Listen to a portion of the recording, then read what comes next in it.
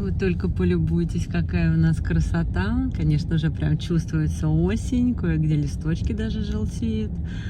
Погода просто суперская в московском регионе. Как всегда, мой утренний ритуальчик. Заехала и купила себе кофе на заправочке.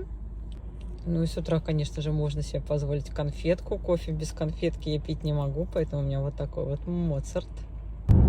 И вдобавок ко всему этому вот такой у меня тут обалденно красивый вид. В общем, наслаждаемся последними, в буквальном смысле этого слова, деньками лета 25-го года.